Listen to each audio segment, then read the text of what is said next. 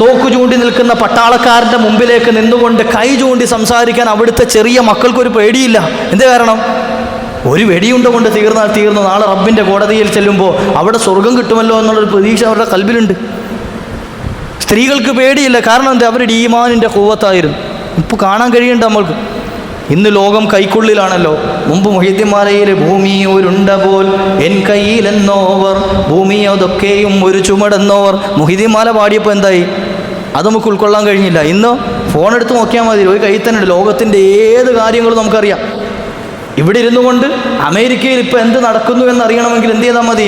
നമ്മളുടെ കൈവെള്ളയിലിരിക്കുന്ന ഫോൺ കൊണ്ട് കഴിയും. ഇത് മഹാന്മാർക്ക് മുമ്പേ അള്ളാഹു കൊടുത്തിട്ടുണ്ട്. അന്ന് ടെക്നോളജികളുടെ ആവശ്യമില്ലെന്നേ ഉള്ളൂ. അള്ളാഹു കറാമത്തായിട്ട് കൊടുത്തിട്ടുണ്ട്. പക്ഷെ അത് പാടുമ്പോൾ എന്തായി? അങ്ങനൊന്നും പറ്റൂല, സംഭവിക്കൂല. ഇന്നത്തെ കാലത്ത് അംഗീകരിച്ചേ പറ്റുള്ളൂ. ഒരു കാലത്ത് ഇരുമ്പ് പറക്കുമെന്ന്, ആകാശത്തിലൂടെ പറക്കുമെന്ന് ഹബീബായ നബി തങ്ങൾ ഹദീസ് പറഞ്ഞപ്പോൾ ഈ ഇരുമ്പേ പറക്കുകയെ എന്താ പഞ്ഞിക്കെട്ടോ എന്ന്. ഇന്ന് മുകളിലോട്ട് നോക്കി, എത്ര വിമാനങ്ങൾ അങ്ങോട്ടും ഇങ്ങോട്ടും പറന്നു പോകുന്നത് പ്ലാസ്റ്റിക് കൊണ്ടുണ്ടാക്കി. ബിസ്മില്ലാഹിർ റഹ്മാനിർ റഹീം.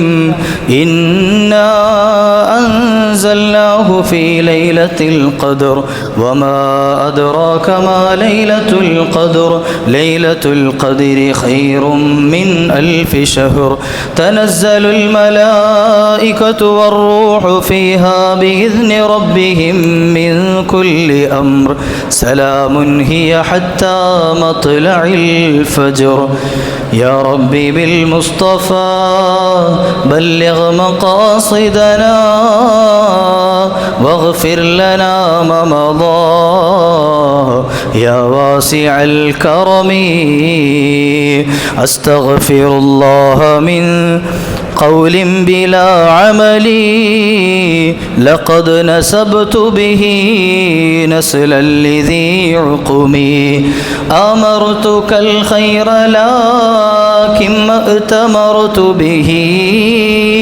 وما استقمت فما قولي لك استقمي مولاي صل وسلم دائما أبدا على حبيبك خير الخلق كلهم وعلموا يا أمة سيدنا محمد. അള്ളാഹു നമ്മുടെ ഇരുത്തം അവൻ പൊരുത്തപ്പെടുന്ന അമലായി കബൂലാക്കുമാറാകട്ടെ. കുറഞ്ഞ സമയം ഇൻഷാ അല്ലാഹ് അള്ളാഹുവിൻ്റെ പരിശുദ്ധ ദീൻ കേൾക്കാനും അവൻ്റെ ദീനിൻ്റെ മജ്ലിസിൽ പങ്കെടുക്കാനും അവസരം ലഭിച്ചതുപോലെ നാളെ പരിശുദ്ധ സ്വർഗത്തിൽ അള്ളാഹു ഒരുമിച്ച് കൂട്ടി അനുഗ്രഹിക്കുമാറാകട്ടെ. പരിശുദ്ധ ലൈലത്തുൽ ഖദറിൻ്റെ ചില മഹത്വങ്ങൾ കുറച്ചു മുമ്പ് ഞാൻ പറഞ്ഞു.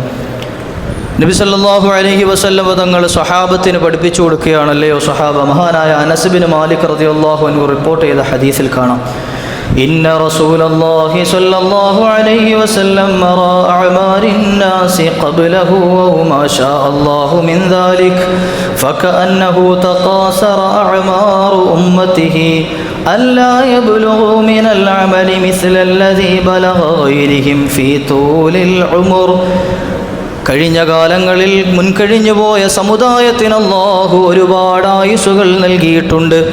എൻ്റെ സമുദായമല്ലാതെ മുൻകഴിഞ്ഞു പോയ സമൂഹങ്ങൾ, നൂഹ് നബിയുടെയും ആദ് സമൂഹവും സമൂദ് ഗോത്രവും അതുപോലെ സ്വാലിഹ് നബിയും ലൂത്ത് നബിയും ഇബ്രാഹിം നബിയും മൂസാ നബിയും തുടങ്ങി മഹാന്മാരായ അമ്പിയാക്കളുടെ എല്ലാം സമൂഹങ്ങൾ കഴിഞ്ഞു പോയത് തൂലുൽ ഉമറായിട്ടാണ്. ഒരുപാട് കാലഘട്ടം ജീവിക്കാനുള്ള അവസരം ലഭിച്ചവരാണ്. എന്നാൽ എൻ്റെ ഉമ്മത്തിൻ്റെ ആയുസ് 60-ൻ്റെയും 70ൻ്റെയും ഇടയിലായിരിക്കും എൻ്റെ ഉമ്മത്തിൻ്റെ ശരാശരി ആയുസ്സെന്ന് മുഹമ്മദുർ റസൂലുള്ളാഹ്. എന്നാലോ ഫഅഅതാഹുല്ലാഹു ലൈലത്തുൽ ഖദ്ർ ഖൈറും മിൻ അൽഫി ശഹർ. മറ്റു മാസങ്ങളിൽ ഇല്ലാത്ത പ്രത്യേകതയോട് കൂടിയിട്ട് വിശുദ്ധമായ റമളാൻ ഒരു ലൈലത്തുൽ ഖദ്ർ നൽകി അല്ലാഹു എൻ്റെ ഉമ്മത്തിനെ ആദരിച്ചിട്ടുണ്ട്. എൻ്റെ ഉമ്മത്തിന് അല്ലാഹു ലൈലത്തുൽ ഖദ്ർ നൽകിയിട്ടുണ്ട്. കഴിഞ്ഞുപോയ കാലങ്ങളിൽ ജീവിച്ച മുൻകഴിഞ്ഞ മഹാന്മാരുടെ എല്ലാം ജീവിതത്തിൽ അവർ ചെയ്തു കൂട്ടിയ അഅ്മാലുകൾ പകരം വെച്ചാലും തീരാത്തത്ര വിശാലമായ മഹത്വമടങ്ങിയ ഒരു ലൈലത്ത് കൊണ്ട്, ഒരു രാത്രി കൊണ്ട് എൻ്റെ ഉമ്മത്തിനെ അള്ളാഹു സന്തോഷം നൽകിയിട്ടുണ്ട് എന്ന് മുഹമ്മദുർ റസൂലുള്ളാഹ് സല്ലല്ലാഹു അലൈഹി വസല്ലം. ഖൈറും മിൻ അൽഫി ഷഹർ. എന്തേ ആ രാത്രിയുടെ പ്രത്യേകത? 1000 മാസങ്ങളെക്കാൾ ശ്രേഷ്ഠതയുണ്ട് ആ മാസത്തിന്. അതായത് ആ രാത്രിയിൽ ഒരാൾ 2 റക്അത്ത് നിസ്കരിച്ചാൽ 1000 മാസങ്ങൾ നിസ്കരിച്ചതിനേക്കാൾ പ്രതിഫലം 83-84 വർഷക്കാലം നിസ്കരിച്ചതിനേക്കാൾ കൂലി ലഭിക്കാൻ ഒരൊറ്റ രാത്രിയിലെ 2 റക്അത്ത് നിസ്കാരങ്ങൾക്ക് കഴിയുമെന്ന് വിശുദ്ധ ഖുർആനും ഹബീബായ റസൂലുള്ളാഹി സ്വല്ലല്ലാഹു അലൈഹി വസല്ലം തങ്ങളും പരിചയപ്പെടുത്തുകയാണ്. മഹാനായ അബൂ ഹുറൈറ തങ്ങൾ പറയുന്നൊരു ഹദീസ് കാണാം. മൻ ഖാമ ലൈലത്തുൽ ഖദ്രി ഈമാനൻ വഹ്തിസാബാ ഗുഫിറ ലഹു മാ തഖദ്ദമ മിൻ ദംബിഹി. വിശുദ്ധ റമളാൻ തുടങ്ങിയത് മുതൽ നമ്മൾ കേൾക്കുന്നൊരു ഹദീസാണ്.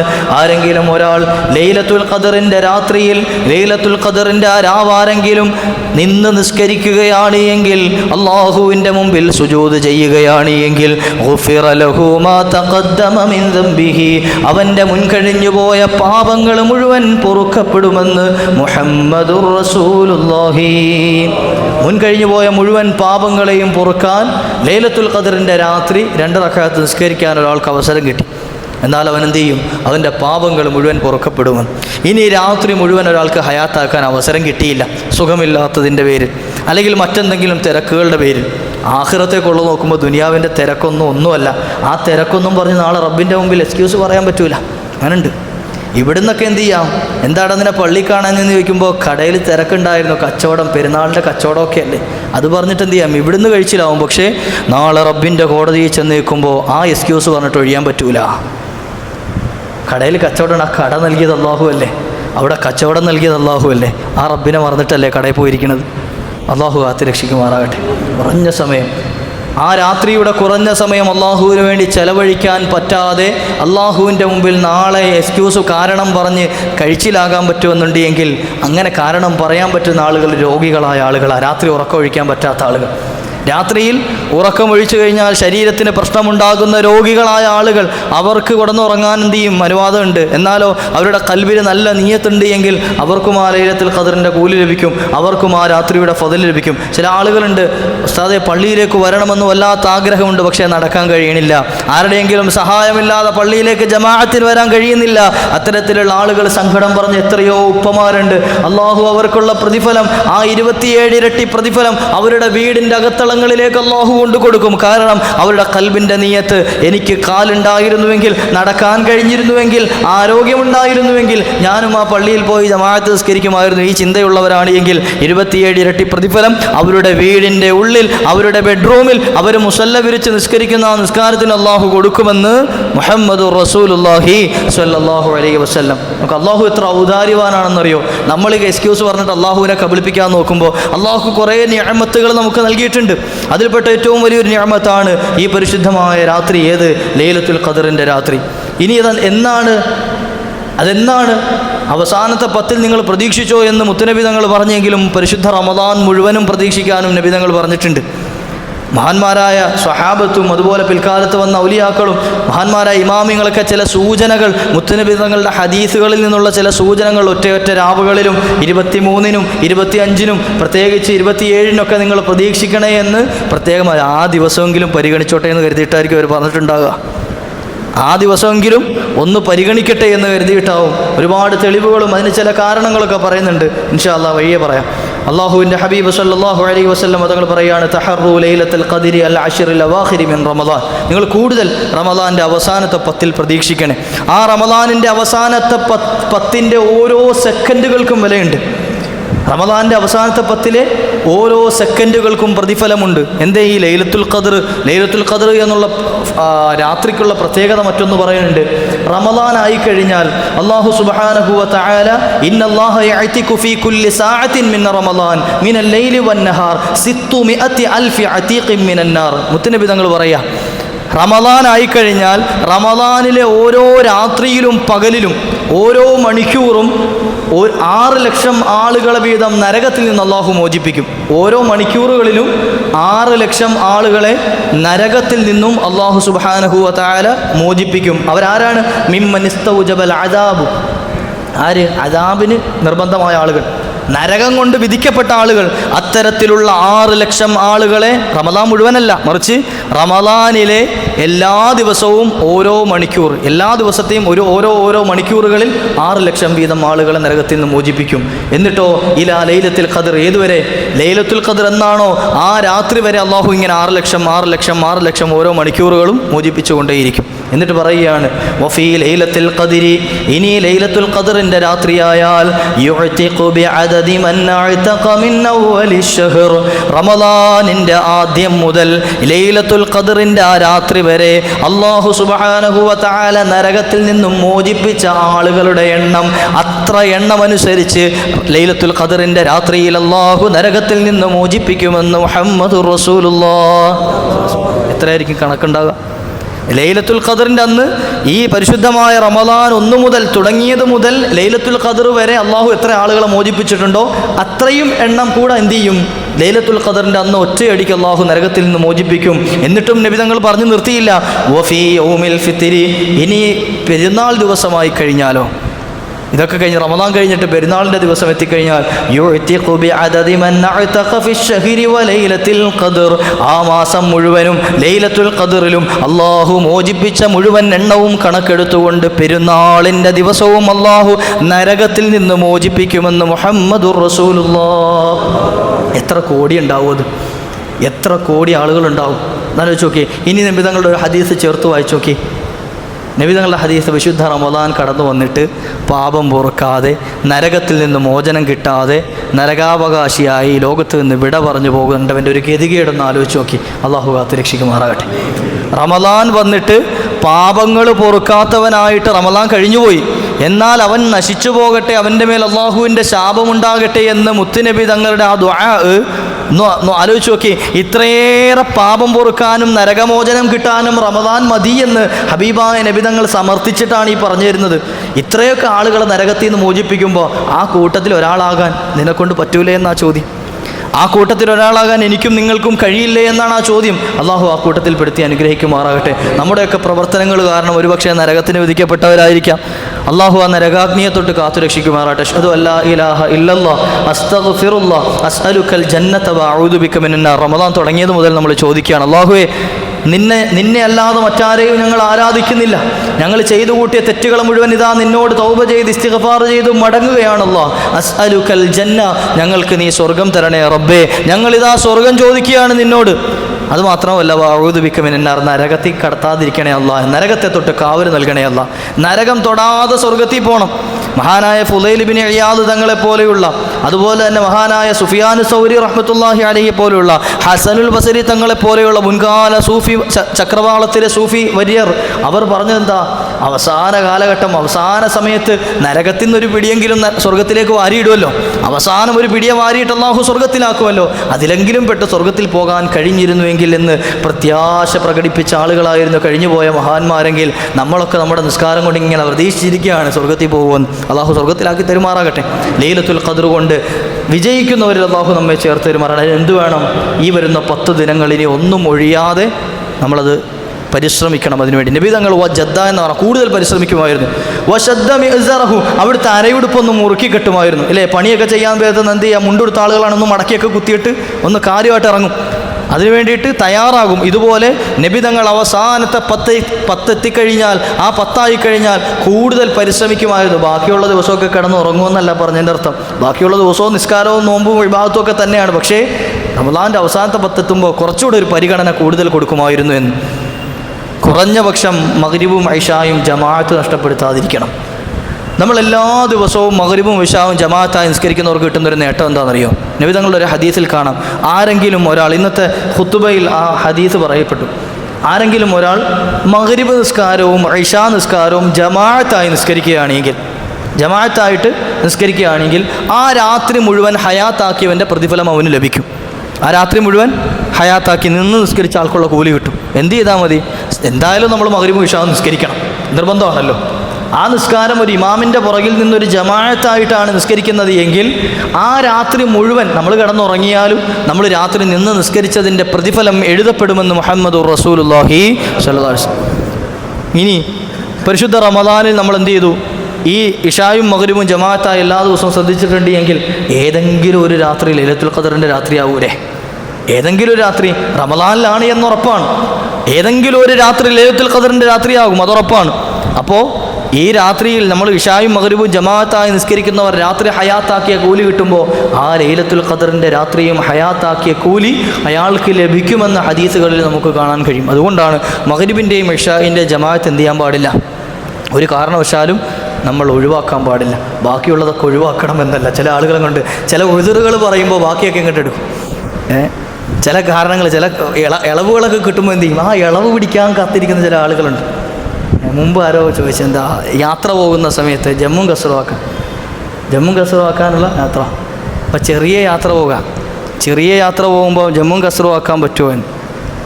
ജമ്മു കസറുവാക്കാൻ യാത്രയിൽ അതിനുള്ള ഉദർ പല വേറെ മദ്ഹബിലൊക്കെ പറഞ്ഞിട്ടുണ്ടല്ലോ എന്നാണ് പറയണത്. ഉദർ ചോദിച്ചത് എന്താ, ഷാഫി മദ്ഹബ് അനുസരിച്ച് ജീവിക്കുന്ന ഒരു മനുഷ്യനാണ്. അയാൾ ചെറിയൊരു യാത്ര പോവുകയാണ്.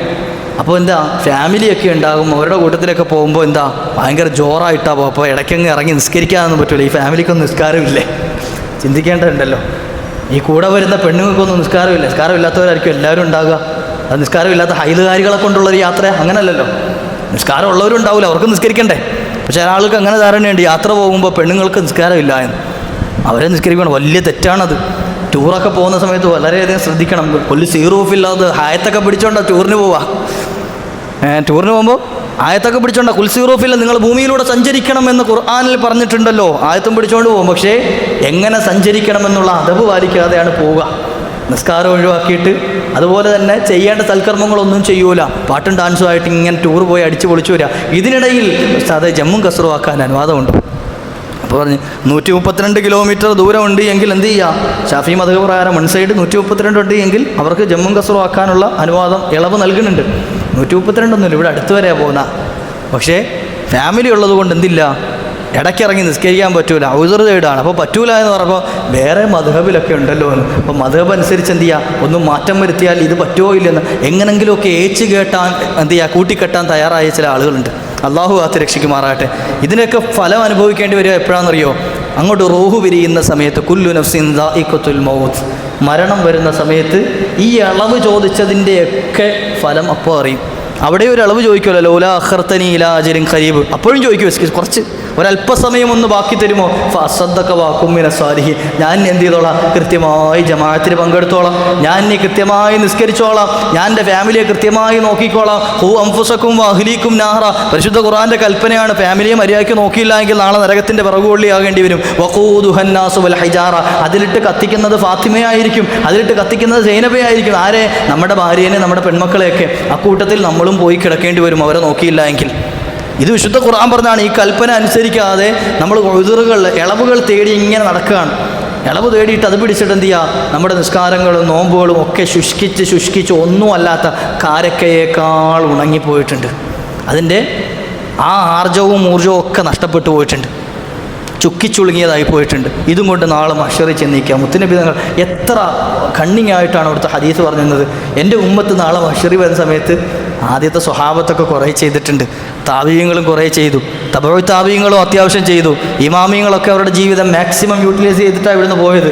എന്നാൽ പിൽക്കാലത്ത് അവസാന കാലം വന്ന നമ്മളെപ്പോലെയുള്ള ആളുകൾ എങ്ങനെയൊക്കെ എന്ത് ചെയ്യുക, ചുരുക്കി കൊണ്ടുവരാൻ പറ്റുമോ അതൊക്കെ മാക്സിമം ചുരുക്കിയിട്ട് ആ ഇബാദത്തുകൾ മുഴുവൻ ശുഷ്കിച്ചിപ്പോൾ എന്തായി, ചുക്കിച്ചുളുങ്ങിയതായി പോയിട്ടുണ്ട്. ഇതുമായിട്ട് നാളെ മഹ്ശറിൽ വന്നിരിക്കുമ്പോൾ എന്തെങ്കിലുമൊക്കെ അവരുടെ അക്കൗണ്ടിൽ ഉണ്ടാകണ്ടേ എന്ന് കരുതിയിട്ടാണ് ലൈലത്തുൽ ഖദ്രി ഖൈറും മിൻ അൽഫി ഷഹർ, 1000 മാസങ്ങളെക്കാൾ പവറുള്ളൊരു രാത്രിയുണ്ട്. അതെങ്കിലും ഒന്ന് മര്യാദയ്ക്ക് എന്ത് ചെയ്യണേ, ഒന്ന് വിനിയോഗിക്കണം. ആ രാത്രിയെങ്കിലും നിങ്ങൾ എന്ത് ചെയ്യണേ, ഒന്ന് മര്യാദയ്ക്ക് നിങ്ങൾ ഇബാദത്തിലായെങ്കിലും കഴിഞ്ഞിട്ട് ആ അക്കൗണ്ടിലേക്ക് ഒരു 84 വർഷത്തെ അമലെങ്കിലും വെച്ചിട്ട് നിങ്ങൾ റബ്ബിൻ്റെ മുമ്പിൽ എത്തണേ എന്നാണ് പറഞ്ഞതിൻ്റെ അർത്ഥം. അള്ളാഹു ലൈലത്തുൽ ഖദ്ർ കൊണ്ട് സന്തോഷം ലഭിക്കുന്നവർ നമ്മയൊക്കെ ചേർത്ത് അനുഗ്രഹിക്കുമാറാകട്ടെ. എപ്പോഴും മരണം നമ്മുടെ മുമ്പിലുണ്ട് എന്ന പ്രതീക്ഷയിൽ വേണം ജീവിക്കേണ്ടത്. എപ്പോഴും മരണം നമ്മുടെ കൂടെയുണ്ട് എന്ന് കഴിഞ്ഞ ദിവസം ഒരു 13 വയസ്സുള്ള ഒരു പയ്യനെ ഖബറടക്കപ്പെട്ടു. അള്ളാഹു ആ പയ്യനെ മാതാപിതാക്കൾക്ക് ക്ഷമ നൽകി അനുഗ്രഹിക്കുമാറാകട്ടെ. അങ്ങനെ എത്രയോ ആളുകളെ, അല്ലേ, ചെറിയ മക്കളെ, ഗർഭസ്ഥാവസ്ഥയിൽ മരണപ്പെട്ടു പോകുന്ന പിഞ്ചു കുഞ്ഞുങ്ങളില്ലേ, ഫലസ്തീൻ്റെയൊക്കെ അവസ്ഥ നിങ്ങൾ നോക്കിയാൽ വാർത്താമാധ്യമങ്ങൾ ചെറിയ മക്കൾ ഇന്നലെ ഒരു വീഡിയോ കൊണ്ടു. കെട്ടിടത്തിൻ്റെ അവശിഷ്ടങ്ങൾക്കിടയിലൂടെ ഒരു ചെറിയ കുഞ്ഞിൻ്റെ കൈയും തലയും അതിങ്ങനെ എത്തി നോക്കുകയാണ് പുറത്തോട്ട്, ആരെങ്കിലും തന്നെ രക്ഷിക്കാൻ വരുന്നുണ്ടോ എന്ന് നോക്കിയിട്ട്. ആരെങ്കിലും തന്നെ രക്ഷിക്കാൻ വരുന്നുണ്ടോ എന്ന് പ്രതീക്ഷയോടുകൂടി പുറത്തേക്ക് നിറകണ്ണുകളോടെ നോക്കുന്ന ഒരു പിഞ്ചു പൈതലിൻ്റെ മുഖം കണ്ടപ്പോൾ വല്ലാത്ത സങ്കടം തോന്നി. ആ സ്ഥാനത്ത് നമ്മുടെയൊക്കെ മക്കളെ ഒന്ന് ആലോചിച്ച് നോക്കി. പട്ടുമത്തയിൽ കിടന്നുറങ്ങാൻ അവർക്കൊന്നും അറിയണ്ട, ഒരു ബേജാറുമില്ല, ഒരു പ്രയാസവും. കാരണം ഇടം വലം തിരിഞ്ഞാൽ വാപ്പയും ഉമ്മയുണ്ട്, എന്ത് ചോദിച്ചാലും വാങ്ങിക്കൊടുക്കാൻ ആളുകളുണ്ട്. എത്ര സുന്ദരമായിട്ടാണ് അവരുടെ ജീവിതം മുന്നോട്ട് പോകുന്നത് എങ്കിൽ എപ്പോഴാണ് തലയിലേക്ക് ബോംബ് വർഷിക്കുന്നത് എന്ന് പേടിച്ച് ജീവിക്കേണ്ട ഒരു സമൂഹത്തിൻ്റെ, ഒരു ജനതയുടെ അവസ്ഥ. മരണം മുന്നിൽ കണ്ടുകൊണ്ടല്ലേ അവർ ജീവിക്കുക. അതുകൊണ്ട് തന്നെ എന്താ, അവരുടെ ഈമാൻ ഒരു കുഴപ്പമില്ലല്ലോ. അവരുടെ ഈമാൻ എന്തൊരു കൂവത്താണ്. എന്തു വന്നാലും അല്ലാഹ്. തോക്ക് ചൂണ്ടി നിൽക്കുന്ന പട്ടാളക്കാരൻ്റെ മുമ്പിലേക്ക് നിന്നുകൊണ്ട് കൈ ചൂണ്ടി സംസാരിക്കാൻ അവിടുത്തെ ചെറിയ മക്കൾക്കൊരു പേടിയില്ല. എന്തേ കാരണം? ഒരു വെടിയുണ്ട കൊണ്ട് തീർന്നാൽ തീർന്നു. നാളെ റബ്ബിൻ്റെ കോടതിയിൽ ചെല്ലുമ്പോൾ അവിടെ സ്വർഗം കിട്ടുമല്ലോ എന്നുള്ളൊരു പ്രതീക്ഷ അവരുടെ കൽബിലുണ്ട്. സ്ത്രീകൾക്ക് പേടിയില്ല. കാരണം എന്താ? അവരുടെ ഈമാനിൻ്റെ കൂവത്തായിരുന്നു. ഇപ്പോൾ കാണാൻ കഴിയുന്നുണ്ട് നമ്മൾക്ക്. ഇന്ന് ലോകം കൈക്കുള്ളിലാണല്ലോ. മുമ്പ് മുഹ്യിദ്ദീൻമാലയിലെ ഭൂമി ഒരുണ്ട പോൽ എൻ കയ്യിലെന്നോവർ, ഭൂമി അതൊക്കെയും ഒരു ചുമടെന്നോവർ. മുഹ്യിദ്ദീൻമാല പാടിയപ്പോൾ എന്തായി? അത് നമുക്ക് ഉൾക്കൊള്ളാൻ കഴിഞ്ഞില്ല. ഇന്ന് ഫോൺ എടുത്ത് നോക്കിയാൽ മതി, ഒരു കയ്യിൽ തന്നെ ഉണ്ട്. ലോകത്തിൻ്റെ ഏത് കാര്യങ്ങളും നമുക്കറിയാം. ഇവിടെ ഇരുന്നു കൊണ്ട് അമേരിക്കയിൽ ഇപ്പോൾ എന്ത് നടക്കുന്നു എന്നറിയണമെങ്കിൽ എന്ത് ചെയ്താൽ മതി? നമ്മളുടെ കൈവെള്ളയിലിരിക്കുന്ന ഫോൺ കൊണ്ട് കഴിയും. ഇത് മഹാന്മാർക്ക് മുമ്പേ അള്ളാഹു കൊടുത്തിട്ടുണ്ട്. അന്ന് ടെക്നോളജികളുടെ ആവശ്യമില്ലെന്നേ ഉള്ളൂ. അള്ളാഹു കറാമത്തായിട്ട് കൊടുത്തിട്ടുണ്ട്. പക്ഷെ അത് പാടുമ്പോൾ എന്തായി? അങ്ങനൊന്നും പറ്റൂല, സംഭവിക്കൂല. ഇന്നത്തെ കാലത്ത് അംഗീകരിച്ചേ പറ്റുള്ളൂ. ഒരു കാലത്ത് ഇരുമ്പ് പറക്കുമെന്ന്, ആകാശത്തിലൂടെ പറക്കുമെന്ന് ഹബീബായ നബി തങ്ങൾ ഹദീസ് പറഞ്ഞപ്പോൾ ഈ ഇരുമ്പേ പറക്കുകയെ എന്താ പഞ്ഞിക്കെട്ടോ എന്ന്. ഇന്ന് മുകളിലോട്ട് നോക്കി, എത്ര വിമാനങ്ങളാണ് അങ്ങോട്ടും ഇങ്ങോട്ടും പറന്നു പോകുന്നത്. പ്ലാസ്റ്റിക് കൊണ്ടുണ്ടാക്കിയ സാധനം അത് ആണോ? പ്ലാസ്റ്റിക് കൊണ്ടുണ്ടാക്കിയതാണോ വിമാനം? ഇരുമ്പ് തന്നെയല്ലേ ആ പറക്കുന്നത്. ഹബീബായ റസൂലുള്ളാഹി സ്വല്ലല്ലാഹു. ഒരു കാലത്ത് പറയുമ്പോൾ ഇതിനെയൊക്കെ നിഷേധിച്ചിരുന്ന ആളുകൾ ഇപ്പോൾ സമ്മതിച്ചുകൊണ്ടേ ഇരിക്കുകയാണ്. മരണം അത് യാഥാർത്ഥ്യമാണ്, മരിച്ചുകൊണ്ടേ ഇരിക്കുക ആളുകൾ. നമുക്കൊരു ദിവസം മരണം വരാനുണ്ട്. ഈ ചിന്ത എപ്പോഴും കൽബിൽ വേണമെന്നാണ് വിശുദ്ധ ഖുർആൻ. കുല്ലു നഫ്സിൻ ദാഇഖത്തുൽ മൗത്ത്. എല്ലാ ശരീരവും മരണത്തെ രുചിക്കുക തന്നെ ചെയ്യും. ആ അവസാന സമയം നല്ല സമയമായി കിട്ടണമെങ്കിൽ എന്ത് ചെയ്യണം? തമൂത്തൂന കമാ തഈശൂൻ. ജീവിതകാലം നന്നാക്കിയെടുക്കണം. ജീവിതകാലം നന്നാക്കിയാണ്. അള്ളാഹു നന്നാക്കി തരുമാറാകട്ടെ.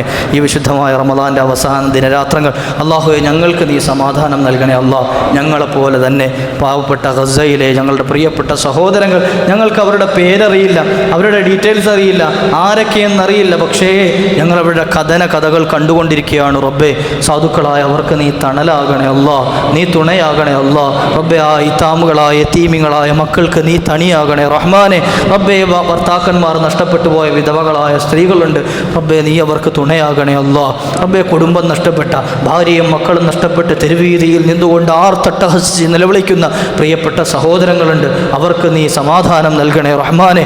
റബ്ബേ, അവരെ നശിപ്പിക്കാൻ ശ്രമിച്ചുകൊണ്ടിരിക്കുന്ന മുഴുവൻ ശക്തികളെയും നീ പരാജയപ്പെടുത്തണേ അല്ലാഹ്. ഈ വിശുദ്ധ റമദാനിൽ പോലും ഒരു സമാധാനമായിട്ട് നോമ്പനുഷ്ഠിക്കാനോ ഒന്ന് ഇബാദത്ത് ചെയ്യാനോ അവസരം കൊടുക്കാതെ അവരെ കഷ്ടപ്പെടുത്തുന്ന, അവരെ പ്രയാസപ്പെടുത്തുന്ന ആ ശത്രുക്കളെ നീ പരാജയപ്പെടുത്തണേ റബ്ബേ. റബ്ബേ, ഇതിൻ്റെയൊക്കെ പരിണിത ഫലം കണ്ട് നാളെ സ്വർഗത്തിൽ സന്തോഷിക്കാൻ നീ അവർക്ക് അവസരം നൽകണേ അല്ലാഹ്. അവിടെ ഷഹീദായ മുഴുവൻ ശുഹദാക്കളെയും നാളെ ഹംസത്തുൽ കറാർ റളിയല്ലാഹു അൻഹുവോടൊപ്പം, ഉമർ ബിൻ ഖത്താബ് തങ്ങളോടൊപ്പം, ഹുബൈബ് റളിയല്ലാഹു അൻഹുവിനോടൊപ്പം, സുമയ്യ ബീവി റളിയല്ലാഹു അൻഹയോടൊപ്പം നീ ഒരുമിച്ച് കൂട്ടി അനുഗ്രഹിക്കണേ അല്ലാഹ്. ബീവി ആസിയ റളിയല്ലാഹു അൻഹയോടൊപ്പം ചേർക്കണേ റബ്ബേ. അങ്ങനെ എത്രയോ ശുഹദാക്കൾ കഴിഞ്ഞു പോയിട്ടുണ്ട്. അവരോടൊപ്പം നാളെ കസ്തൂരികളുടെ കുന്നുകളിൽ ഉല്ലസിക്കാൻ നീ അവസരം നൽകണേ റബ്ബേ. സാധുക്കളായ ഞങ്ങൾ നിർഭയരായി ജീവിക്കുന്നുണ്ട്. ഏത് കാലത്താണ് ഞങ്ങളിലേക്ക് മുസീബത്ത് ഇറങ്ങുക എന്ന് ഞങ്ങൾക്കറിയില്ല.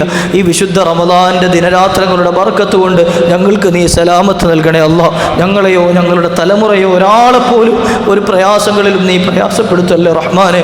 റബ്ബേ, വിശുദ്ധ റമദാൻ ഞങ്ങൾക്ക് അനുകൂലമാക്കി തരണേ അല്ലാഹ്. ഇവിടെ ഇഫ്താറുകളിലേക്കും അതുപോലെ ഞങ്ങളുടെ പള്ളികളുടെ പണി, മക്കാമിൻ്റെ പണിയിലേക്കൊക്കെ സംഭാവനകൾ ചോദിച്ചു ചെല്ലുമ്പോൾ ഒരു മടിയും കൂടാതെ ഉള്ളതിൽ നിന്നും എടുത്ത് ഞങ്ങളെ സഹായിക്കുന്ന പ്രിയപ്പെട്ട മുഅ്മിനീങ്ങൾ റബ്ബേ, അതുപോലെ ഒരുപാട് ആളുകളെ കൂട്ടത്തിൽ പല പ്രയാസങ്ങളും പറഞ്ഞവരുണ്ട്. ഞങ്ങളെ നേരിട്ട് കണ്ട് നിൻ്റെ ദീനിൻ്റെ ഖാദിമുകളാണെന്ന് പരിഗണിച്ച് ഞങ്ങളെ സഹായിച്ചവർ, ഞങ്ങൾക്ക് ഹദിയകൾ നൽകിയവർ, പ്രിയപ്പെട്ട മുഅ്മിനീങ്ങൾ പല വിഷമങ്ങളും പറഞ്ഞവരുണ്ട്. റബ്ബേ, നീ ഏറ്റെടുക്കണേ അല്ലാ. ഞങ്ങൾ മോശക്കാരായതിൻ്റെ പേരിൽ സാധുക്കളായ അവരുടെ ഹദിയകളെ നീ തട്ടിക്കളയല്ല റഹ്മാനെ, അവരുടെ സംഭാവനകളെ നീ പാഴാക്കല്ലേ അല്ലാ.